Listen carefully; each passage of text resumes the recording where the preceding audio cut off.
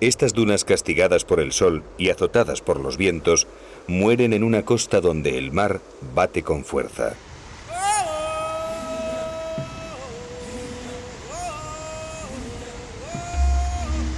Durante siglos, los navegantes que hacían las rutas comerciales entre Europa y las Indias Orientales las temieron, respetaron y sobre todo las evitaron. Motivo de inspiración de grandes escritores, a lo largo de su litoral, un sinfín de pellejos y osamentas de animales se calcinan dando testimonio de la dureza de esta costa, donde solo los más fuertes y mejor adaptados son capaces de sobrevivir. Ellos han sido testigos de numerosas tragedias náuticas que le han valido a este lugar un nombre siniestro: la Costa de los Esqueletos. No hace mucho tiempo el hombre blanco también intentó adaptarse a esta tierra seca buscando un sueño dorado, los yacimientos de diamantes. Pero la naturaleza pudo más y pronto tuvieron que desistir. Pueblos enteros fueron abandonados de la noche a la mañana, huyendo de la amenaza del desierto. Hoy en día los pueblos fantasmas son el mejor ejemplo de este mundo hostil. Deteriorados por el paso del tiempo, aquellos barcos de distintas épocas y nacionalidades aún yacen semienterrados, quizás lamentándose de un final tan absurdo e inesperado. Los antiguos pecios de madera han ido desapareciendo por el efecto del mar, el viento y la arena, pero los más modernos buques de metal se levantan como fantasmas en las playas desiertas.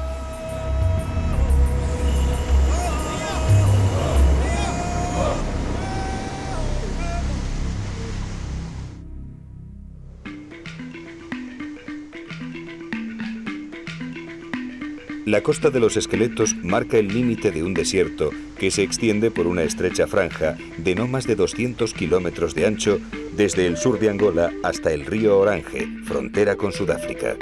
Como un cinturón costero, las dunas y rocas del desierto del Namib cubren 250.000 kilómetros cuadrados a lo largo de los más de 2.000 kilómetros del litoral atlántico de Namibia.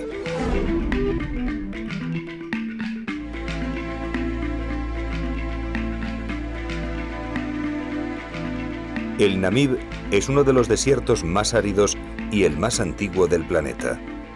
Sus montañas han sido testigo de un tiempo de cataclismos jurásicos, cuando el supercontinente Gondwana se desgajó, dando entre otros el actual cono surafricano.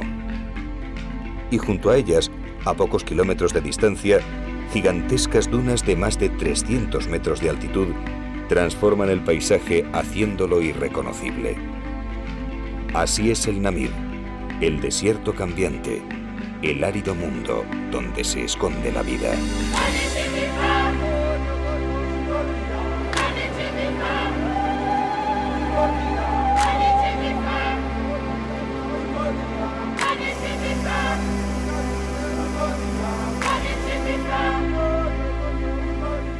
Desde el aire, esta masa de arena anaranjada parece no tener fin. Aquí se encuentran las dunas más altas de la Tierra y bajo ellas el mayor depósito de diamantes del mundo. Es un espectáculo único que solo la naturaleza es capaz de ofrecer.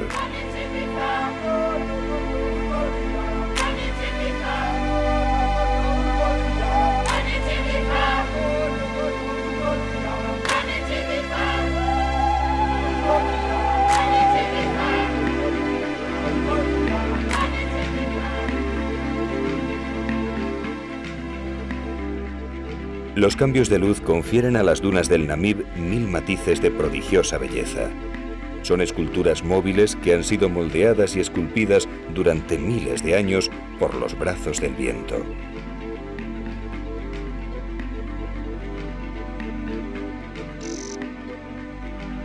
Los ríos subterráneos proporcionan el sustento para que alguna acacia se aferre a un verde inadecuado en la sinfonía de crudos colores que adornan el paisaje.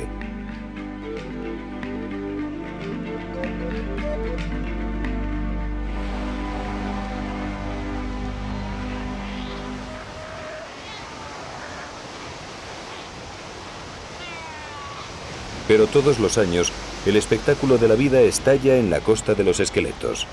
En octubre, los leones marinos llegan a estas costas para aparearse.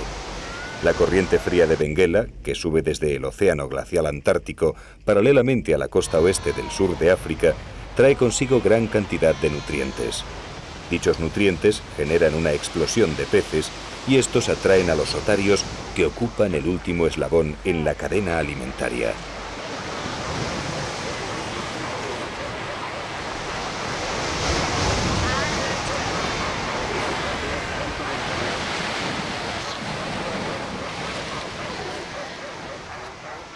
En Cabo Cross se encuentra la colonia más numerosa y en esta época se llegan a concentrar más de 100.000 leones marinos. Fuera del periodo de apareamiento apenas se ven machos. Estos comienzan a llegar a finales de octubre para marcar sus territorios. Llegan bien alimentados, alcanzando los 400 kilos de peso. Pero durante 6 semanas gastarán una considerable energía donde llegan a perder hasta 200 kilos defendiendo su territorio y cubriendo a las hembras.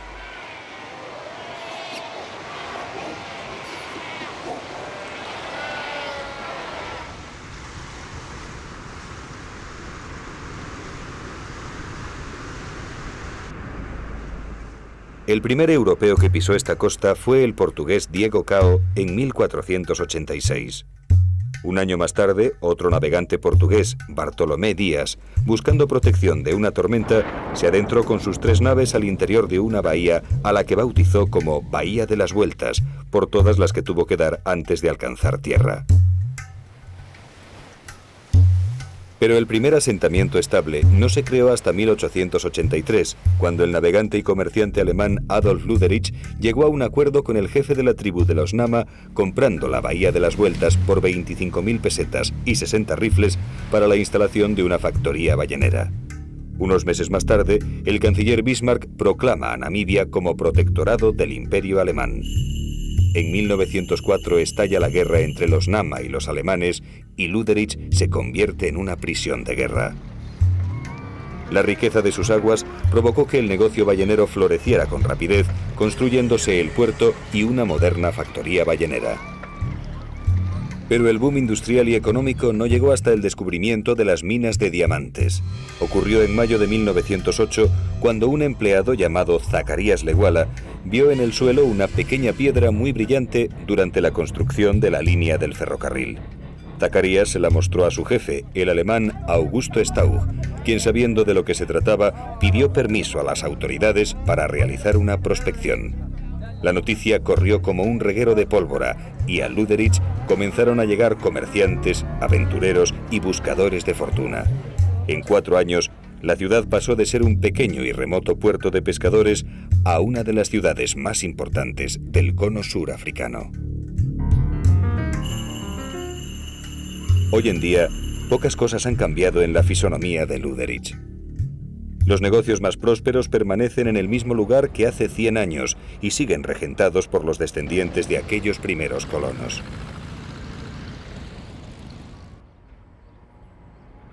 Y la ciudad, aunque un poco más cambiada, continúa manteniendo esa atmósfera de ciudad fronteriza y apartada.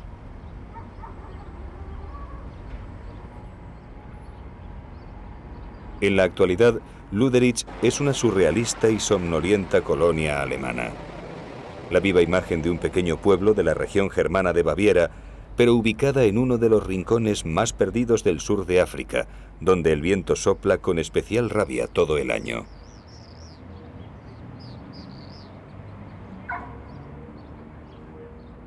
El ferrocarril desapareció hace tiempo, pero una magnífica carretera la mantiene conectada con el mundo exterior.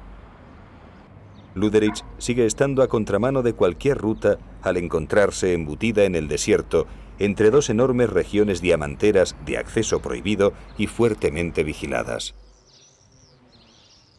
La mayoría de sus calles siguen siendo de arena y las casas se pintan de fuertes colores para romper con la monotonía del paisaje. Aunque se encuentre rodeada de inagotables yacimientos de diamantes, estos apenas influyen en la economía local, ya que son transportados directamente a la vecina Sudáfrica. Pero Luderich mantiene su prosperidad con el mismo negocio que la vio nacer: la pesca.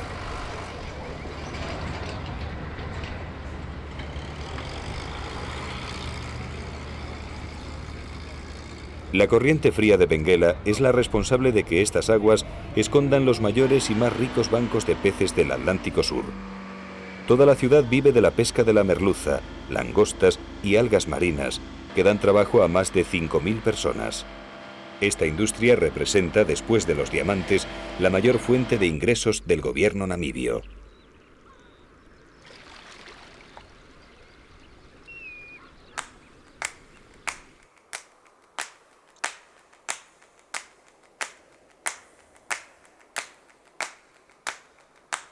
Pero mucho antes de la llegada del hombre blanco, un pueblo nómada que se extendía por casi todo el continente buscó refugio en los desiertos del Namib y del Kalahari.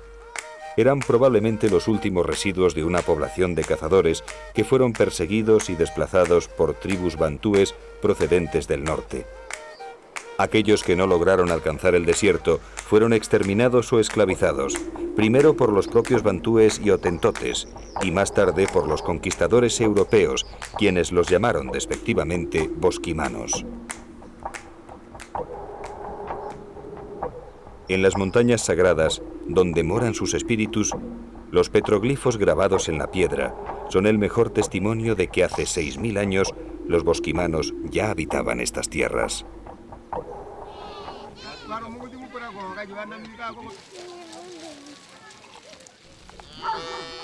En la actualidad, la mayoría de los 100.000 bosquimanos que habitan en el desierto del Kalahari viven confinados en apartados guetos y en condiciones infrahumanas. Gran parte de su riqueza cultural ha desaparecido. Apenas cazan, subsistiendo de las míseras ayudas que reciben del gobierno. El índice de alcoholismo es muy elevado. Esta es su única salida para matar el tiempo. Las autoridades intentan introducir la ganadería y la agricultura, pero para un pueblo que desde hace 20.000 años es cazador y recolector, le resulta muy difícil asimilar este cambio de vida. Algunos trabajan para los blancos y para las tribus vecinas como cazadores, labradores y ganaderos en régimen de semiesclavitud, a cambio de comida, ropa y tabaco. Históricamente, sus tribus vecinas los han considerado unos parias sin derechos. Desde 1992, Amnistía Internacional viene denunciando los abusos y torturas que sufren a manos de los militares, y aunque poco a poco la situación va mejorando, para un país como Botswana, que en 1998 se situó en el primer lugar de la lista de los países con mayor crecimiento económico, los bosquimanos representan una imagen de pobreza y subdesarrollo que hay que eliminar.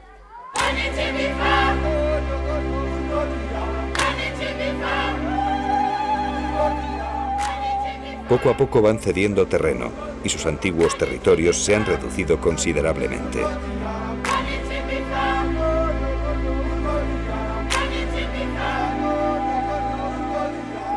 Pero por fortuna todavía quedan familias que se resisten a perder su cultura y sus tradiciones, intentando sobrevivir en los lugares más remotos del Kalahari.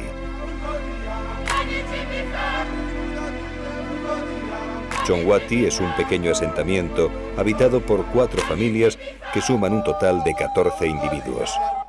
Los bosquimanos viven en pequeños grupos muy esparcidos, cuya población se adapta a la capacidad de abastecimiento de la tierra y a sus recursos silvestres.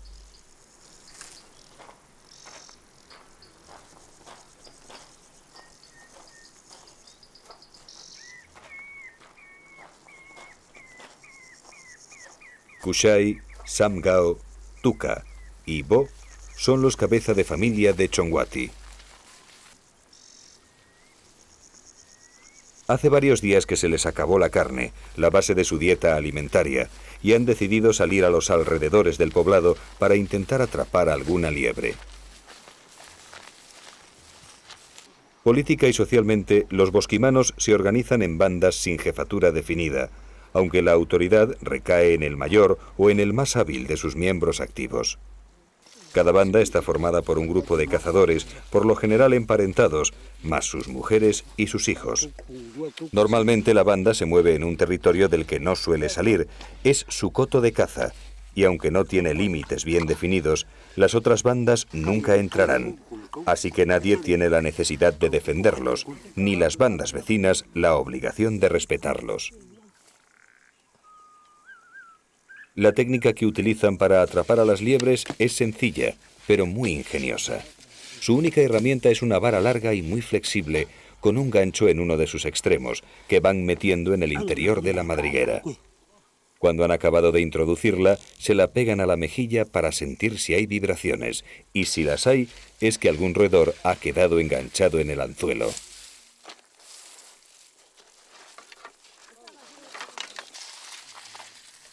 Esta vez no ha habido suerte, y los 4 amigos regresan al poblado con las manos vacías.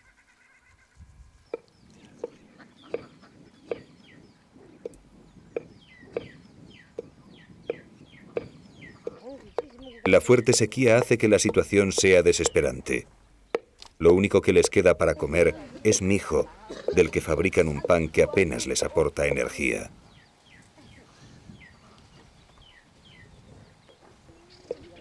Pero ellos bien saben que durante la estación seca cazar es mucho más sencillo que durante la época de las lluvias. Kushai, Samgao, Tuka y Bo han decidido salir de caza. En este periodo los animales se concentran en las pocas charcas que aún tienen agua y las probabilidades de conseguir una buena pieza son grandes.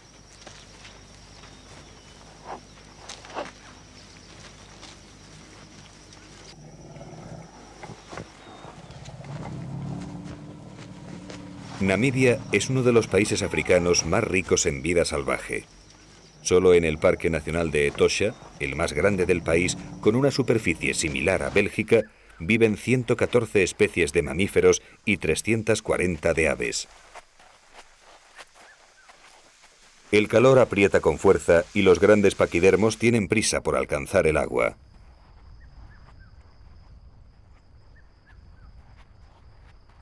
Al igual que los pequeños hombres amarillos, los grandes felinos también saben que en esta época la caza es abundante. En los alrededores de los abrevaderos, los leones esperan a su presa protegidos y camuflados a la sombra de un árbol. Los posibles candidatos deben estar muy atentos y se vuelven tremendamente desconfiados.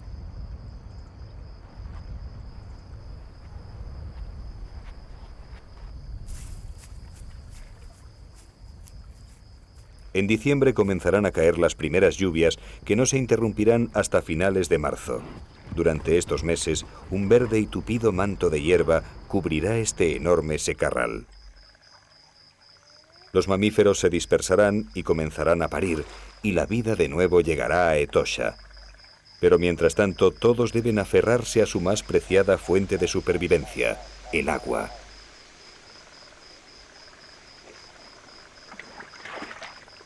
Solo los grandes predadores sentirán la llegada de las lluvias. Entonces Etosha se convierte en un gran lodazal y dar caza a una presa en estas condiciones supone un esfuerzo agotador.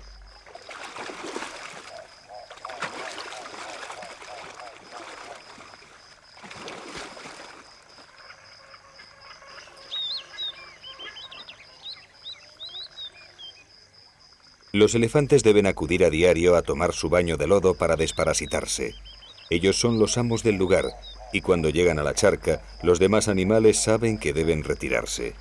Los bosquimanos también los temen y respetan, y en las cacerías siempre tratarán de evitarlos.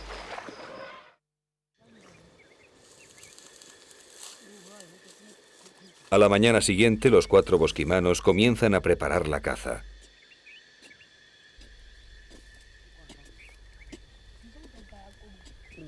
Su arma más poderosa se encuentra escondida bajo tierra. Ayudados de barras metálicas conseguidas por intercambio con tribus vecinas, van cavando agujeros buscando unas esferas diminutas de aspecto cerámico. No son fáciles de encontrar y la búsqueda requiere su tiempo. Para la preparación del veneno son necesarias al menos 10 de estas bolitas.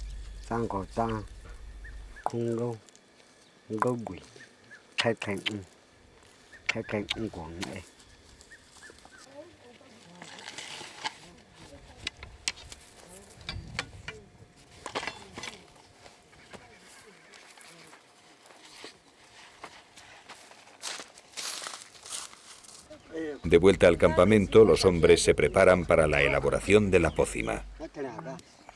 No hay prisa. La prisa es un concepto de Occidente. y aquí no quieren saber nada de ella. Bo, el más viejo de los cuatro, dice que en Occidente tenemos los relojes, pero que ellos poseen el tiempo.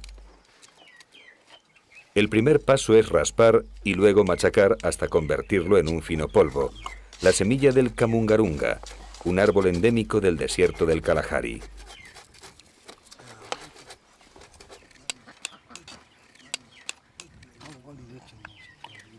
Mientras Tuka prepara las flechas, Kushai se va a encargar de la elaboración del veneno. Sus expertas manos van extrayendo las pequeñas larvas.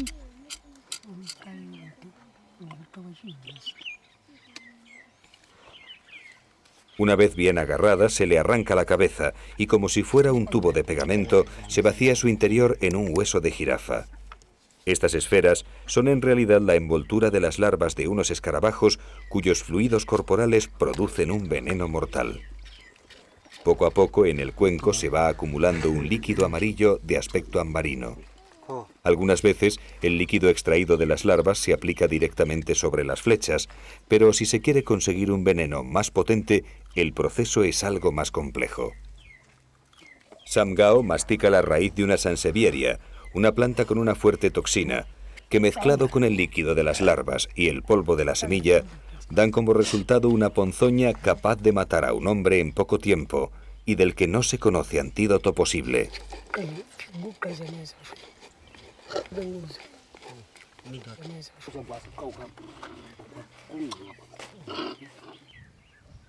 Con el veneno listo, ya solo queda untar las flechas. Cada cazador impregna concienzudamente los dardos, teniendo mucho cuidado de que la sustancia no entre en contacto con las heridas que tienen en su cuerpo. Esta circunstancia les podría causar graves problemas e incluso la muerte.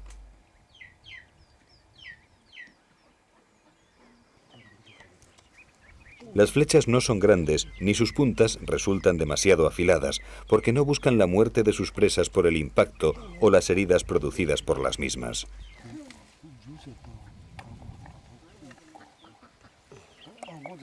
Las pequeñas puntas de metal son suficientemente fuertes como para hacer una pequeña herida al animal y el veneno hará el resto del trabajo.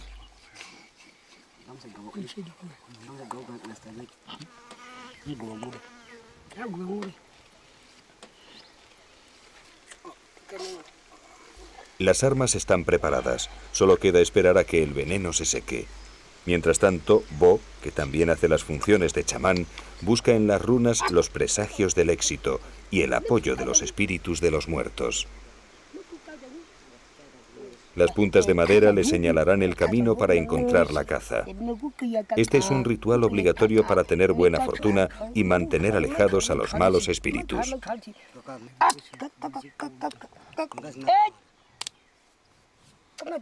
Kotoke, dime, ¿dónde se encuentra la caza? Las puntas señalan hacia donde se pone el sol. Allí están las cebras y los kudus.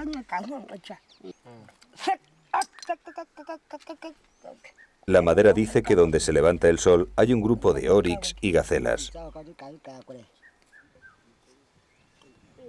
Para ese lugar partirán mañana, antes del amanecer, los 4 cazadores.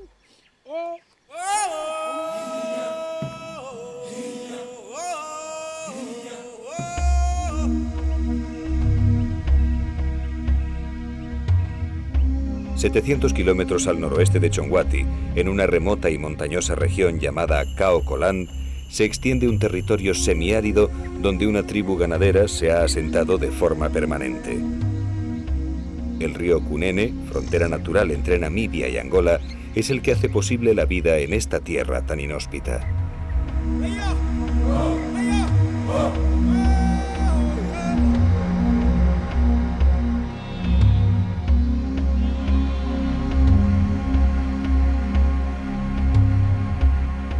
Los Himbas forman una de las tribus más interesantes y, sobre todo, mejor conservadas del continente.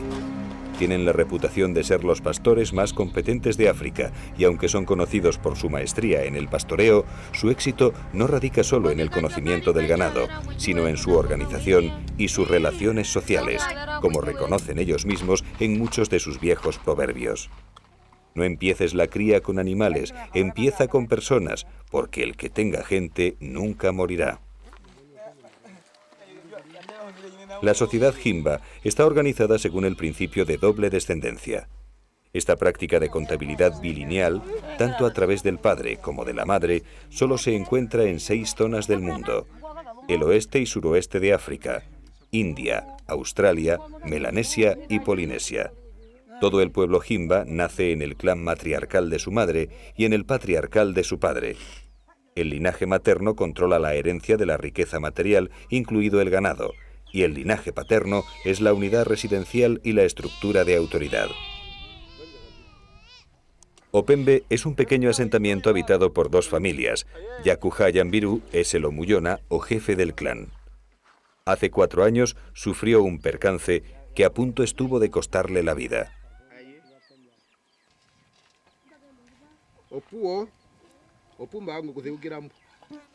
Era la época de lluvias.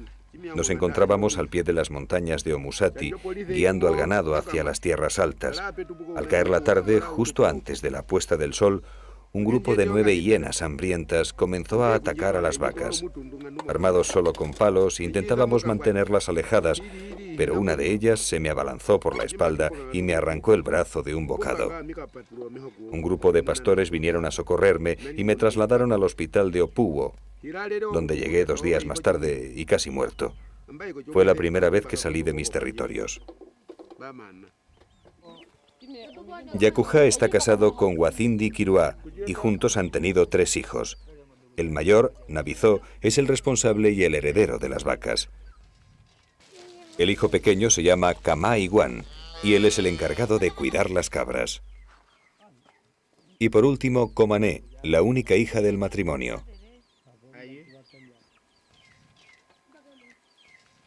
Hoy es un día especial en Opembe.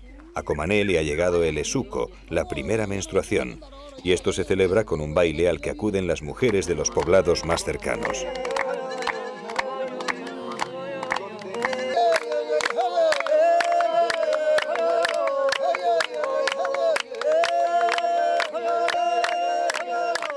Con la llegada del esuko, su padre le quitará los brazaletes y las tobilleras hechas de fibras vegetales. Luego le cortará las trenzas de niña y le pondrá el ekori, el tocado de mujer.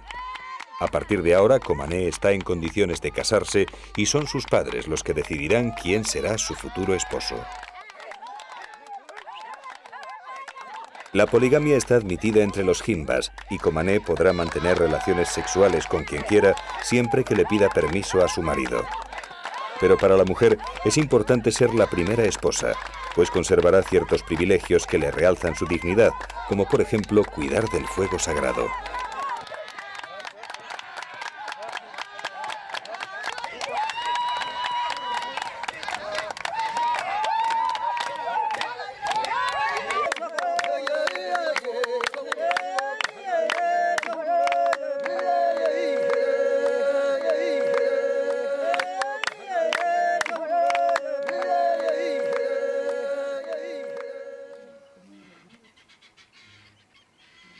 En la cultura Himba, la imagen y el aspecto físico son muy importantes.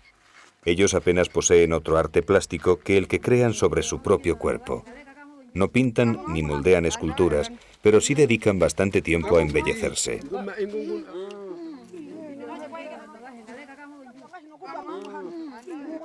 El adorno más preciado y que solo lucen las mujeres más privilegiadas es el ojumba, una concha de mar que consiguen por intercambio con las vecinas tribus Zemba, Tua o Hakaona.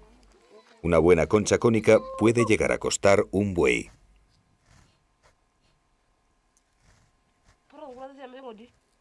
Su peinado no solo tiene una función estética, realzando las líneas alargadas de la cabeza, sino que además sirve para expresar el sexo y la posición social. La mujer adulta conserva este tipo de peinado hasta su muerte. Periódicamente se deshacen las trenzas para volver a hacerlas.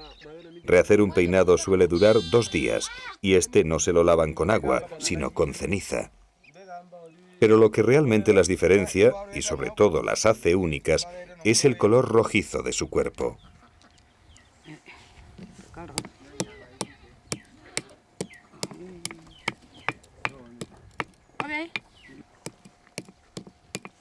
Este proviene de un tinte que las mujeres se dan con frecuencia y que obtienen machacando unas piedras muy valiosas con un componente férrico al que llaman orquídea maui.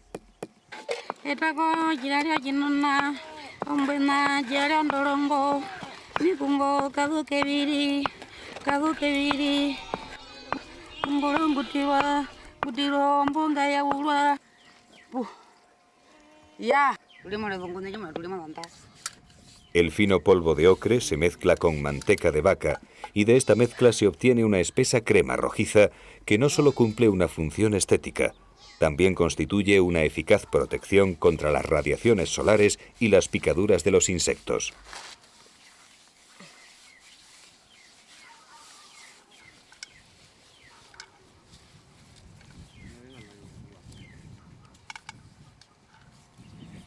Este es su único aseo diario.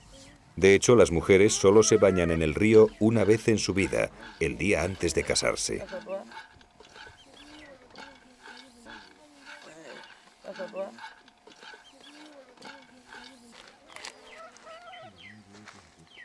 Para completar este peculiar aseo, Wathindi Kirua añade a la crema unas hierbas aromáticas de las que la mirra de Kaokolan es la más apreciada.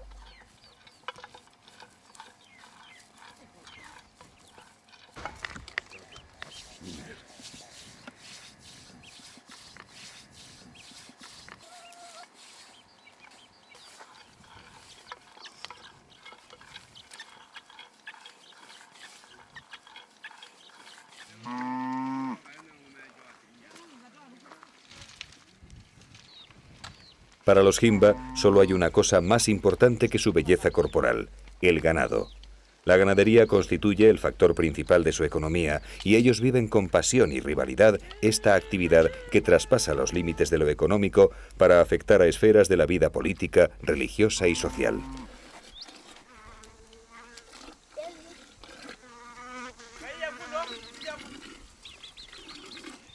La vaca es el símbolo que mejor expresa su identidad y sus canciones están llenas de alusiones a sus vacas favoritas. De ellas consiguen todo lo necesario para vivir. La leche batida es la base de su alimentación y de ella extraen la manteca para la elaboración del tinte. Con su piel se visten y con sus excrementos construyen las chozas. Construir y reparar la casa es tradicionalmente, al igual que ordeñar las vacas, trabajo de la mujer. Ella debe buscar y preparar los elementos precisos con los que levantarla. Para ello se necesitan 4 materiales: ramas flexibles del árbol homutati, estiércol fresco de vaca, arena arcillosa y cuerdas fabricadas con fibras de corteza.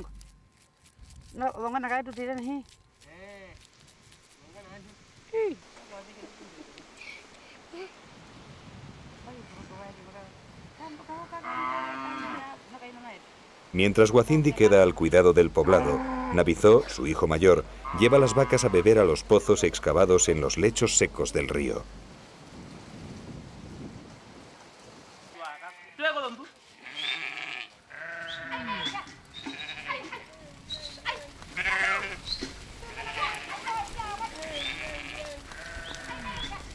En la estación seca, el agua es muy escasa, por lo que todos los pastores coinciden en el mismo lugar. Las vacas tienen preferencia sobre las cabras y éstas deben permanecer juntas para que no se mezclen con las de otro clan. Pero todas quieren beber a la vez y es entonces cuando se organiza un descontrol absoluto.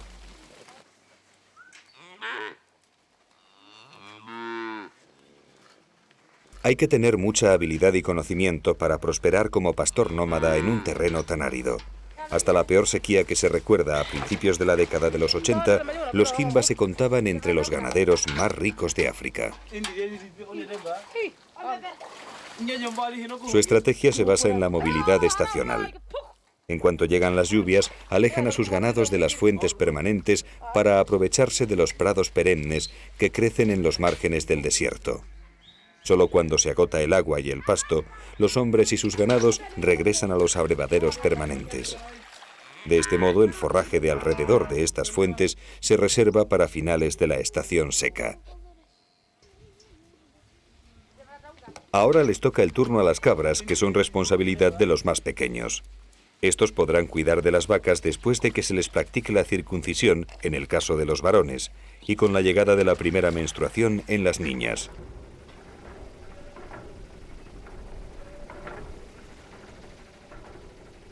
En las zonas más próximas al desierto del Namib, el gobierno ha construido molinos de viento para favorecer su sedentarismo.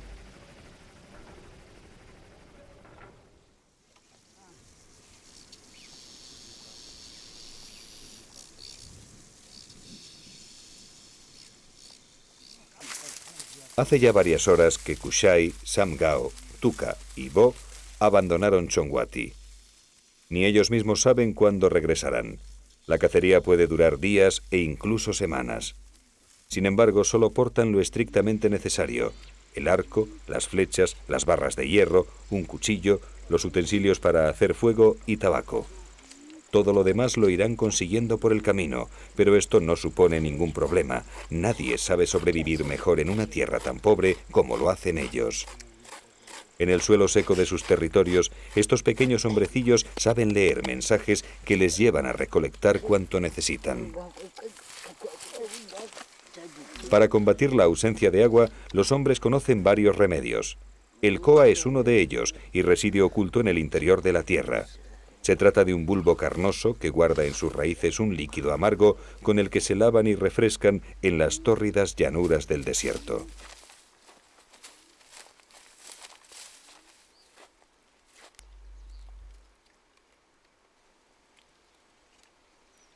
La comida la consiguen de igual forma. A Samgao y Tuka les gusta mucho el chui, una frutilla muy dulce que les aporta mucha energía. Cada vez que se topan con uno de estos arbustos, no paran de comer hasta que no queda ni un solo chui.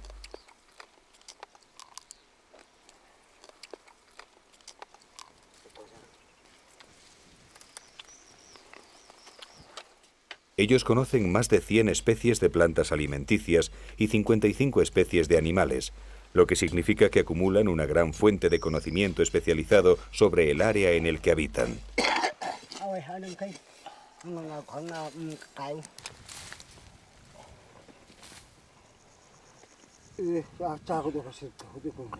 De todas las plantas comestibles, la que ellos más aprecian es el güe, una especie de boniato insípido, pero con una alta concentración de agua. Al estar enterrado a 1 metro de profundidad, el líquido se conserva bastante frío. Un güe grande al día es suficiente para alimentar a los 4 cazadores durante las jornadas de caza.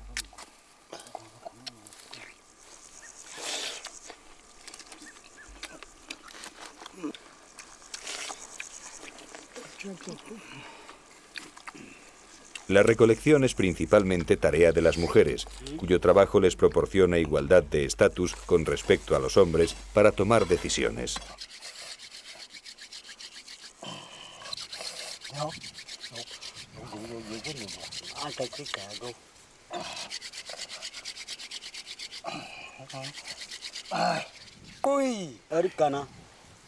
El tabaco y el daga o marihuana son también 2 elementos muy importantes en la cultura bosquimana.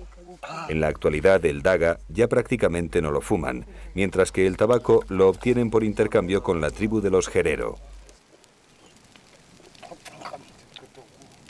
Tanto hombres como mujeres son unos empedernidos fumadores.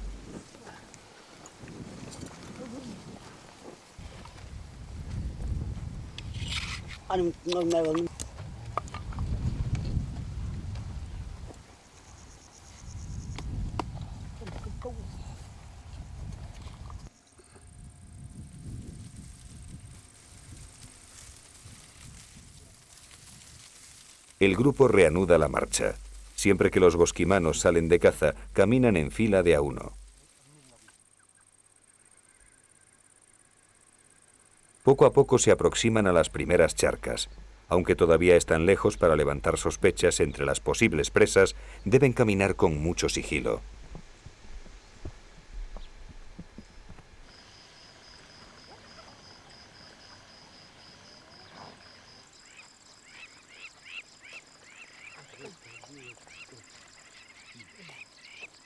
Kushai es el que mejor vista tiene de los 4. Él es el oteador del equipo. En las cacerías cada uno posee una función específica.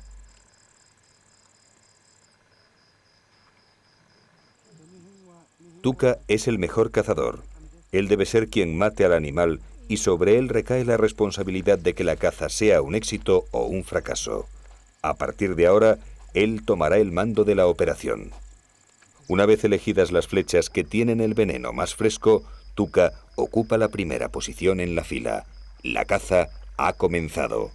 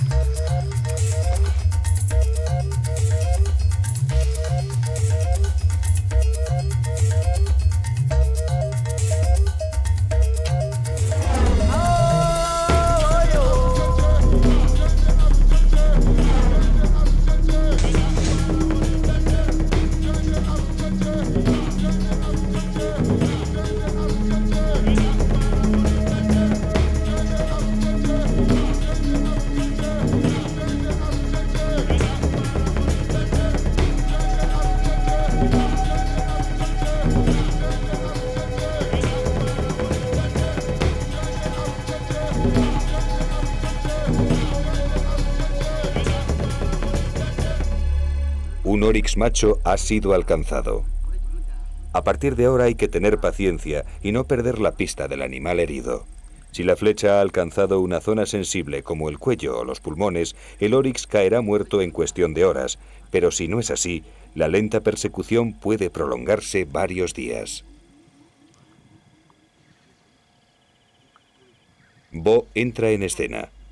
Él es uno de los mejores rastreadores del Kalahari. No en vano, Bo fue reclutado por las Fuerzas Armadas sudafricanas para encontrar el rastro de los rebeldes del SWAPO, la guerrilla namibia que a finales de los 80 luchó por la independencia del país.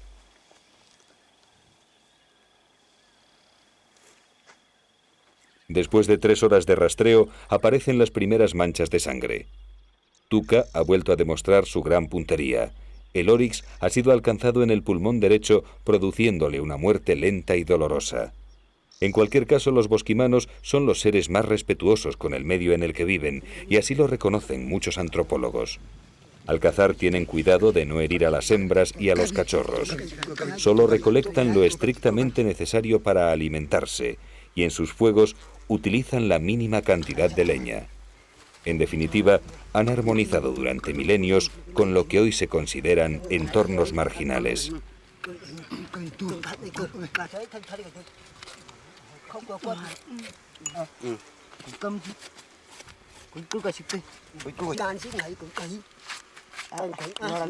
El despiece se ha de hacer con rapidez. Las peligrosas hienas pueden estar merodeando por el lugar.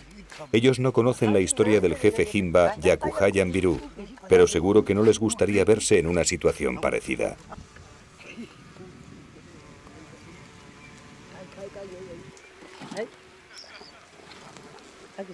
Con esta carne tienen asegurada la comida para un par de semanas. La conservan ahumándola y es propiedad de toda la comunidad. Cuando la carne llega al poblado, un catador, normalmente un anciano, tiene la obligación de probarla antes de que nadie empiece a comer.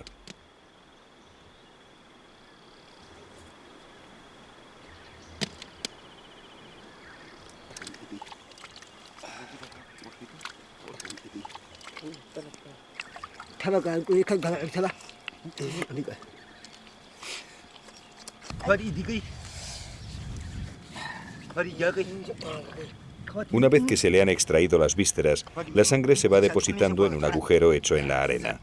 A los bosquimanos les gusta darse baños de sangre, y esto no es ningún ritual. Simplemente se están lavando. Es un ejemplo más de la adaptación del ser humano al desierto.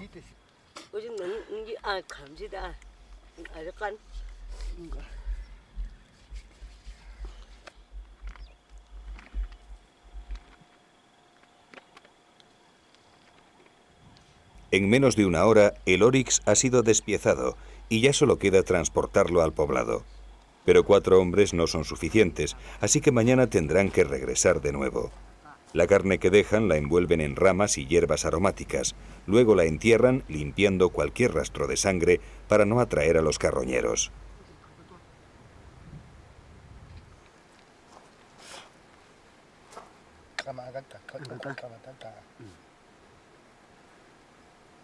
Cuando los bosquimanos salen de recolección, aprovechan para ir depositando en diferentes lugares de su territorio reservas de agua que luego van consumiendo durante las jornadas de caza.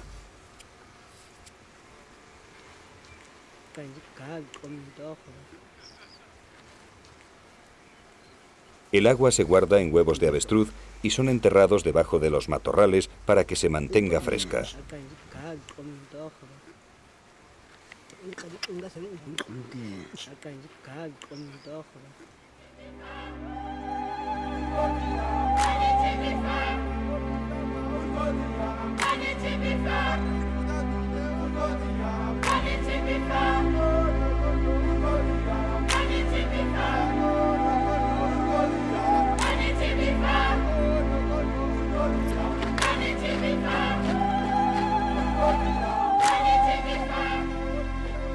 En el poblado de Opembe, el día va tocando a su fin. Huacindi Kiruá prepara la cena, leche batida. Aunque los jimbas podrían comer carne todos los días, solo lo hacen en ocasiones muy especiales. El ganado es su única riqueza que hay que seguir aumentando para asegurar el bienestar económico y social de los hijos.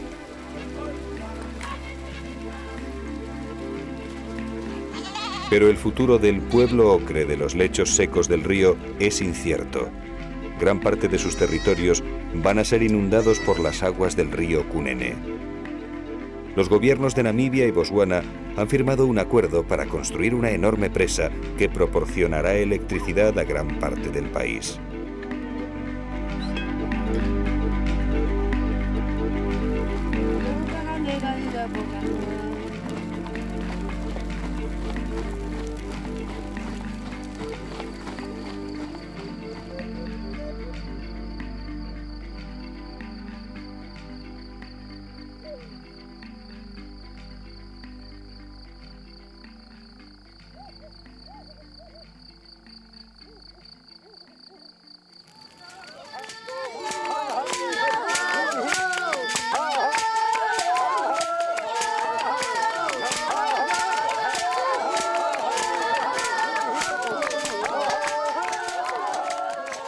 En el poblado de Chongwati, Kushai, Samgao, Tuka y Bo se reúnen con su familia en torno al fuego sagrado.